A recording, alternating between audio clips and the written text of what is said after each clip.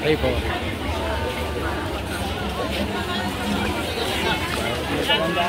Crowded.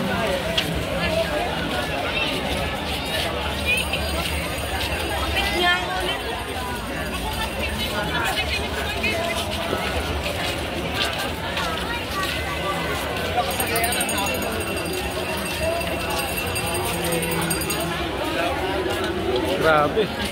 Oh, crowded na crowded. 1.5 million.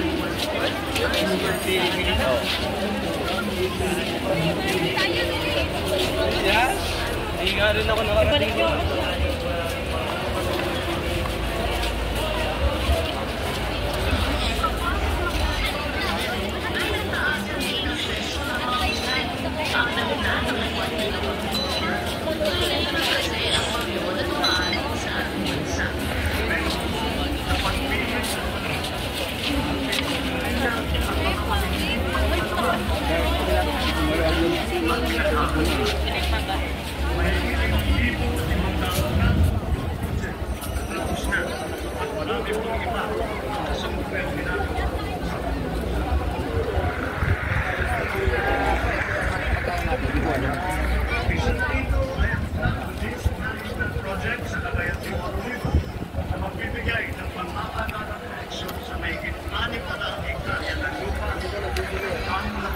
Nating mga kababayan.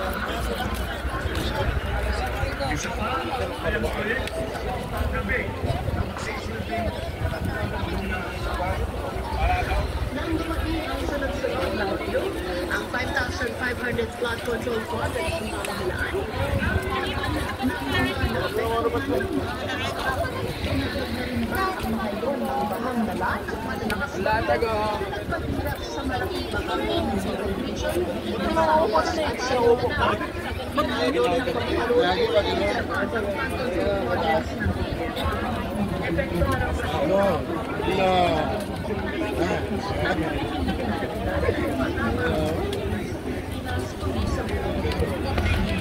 Wala.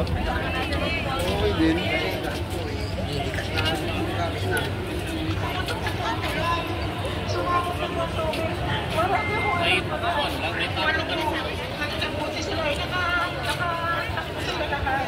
Hindi lang sila, hindi ko siya nakuha kasi nahitin ko na lang ko lang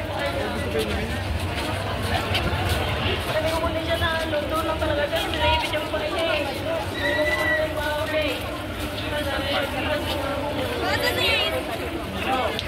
Bagay na dapat pinag-uulan ng matamang pansin na mga nasa pamahalaan.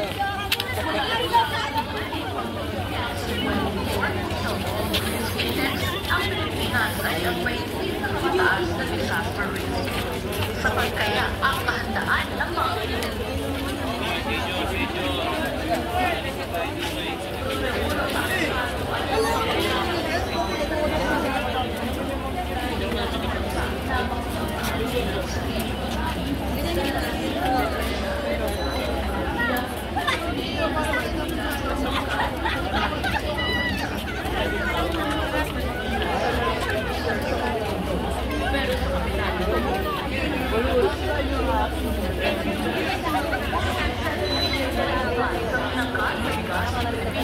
noong nakaraang taon at mas mataas ang 2.2% mula sa 4.6 million metric tons noong nakaraang 2023.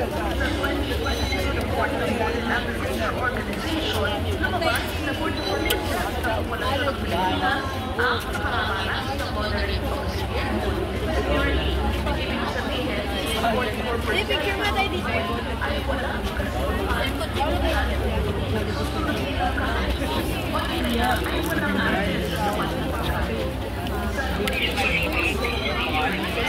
Pang-anim na pagpito ang Pilipinas sa isandaan at 20 bansa na nakakuha sa moderate score ng 14.4%. Nakadalagang pa sa napakataas sa pagpilinan ng pangalim sa mamamayan ng pagiging kalandan ang mga man-made software dahil sa ikagapit na nagresulta sa pinakamalakot ng ating kagubatan. Sa reaksyon ng soil erosion na nagresulta naman hindi lamang sa mga pagbaha, kundi lalo na sa mga malaki-laki sa landslide o mudslide ay mga katulad. Sa pinapatatakuan ng lapat sa illegal logging. Kalahari naman ang top source ng mga nakumpiskang illegal forest products na nagkakahalaga ng halos 50 million pesos, sinundan ng Northern Mindanao na may 25 million pesos at Davao Region na 10 million pesos. Caraga rin ang nakapagtala ng pinakamataas na log production sa buong bansa na umabot sa halos 643,000 cubic meters of logs noong 2022 at 557,000 cubic meters of logs noong 2023. Ang 643,000 cubic meters ng logs ay maaari nang makagawa ng 32 milyong school years. Pero bakit talamakang illegal logging at iba pang illegal na aktibidad sa mga ng pamahalaan? Ang sagot, ang hindi matigil-tigil na korupsyon. Sa 2023 Corruption Perceptions Index ng Transparency International, nasa pang 115 ng least corrupt nations sa kabuang 180 countries ang Pilipinas. Ang katumbas, pang-65 sa most corrupt. Kabilang sa itinuturing na uri ng katiwalian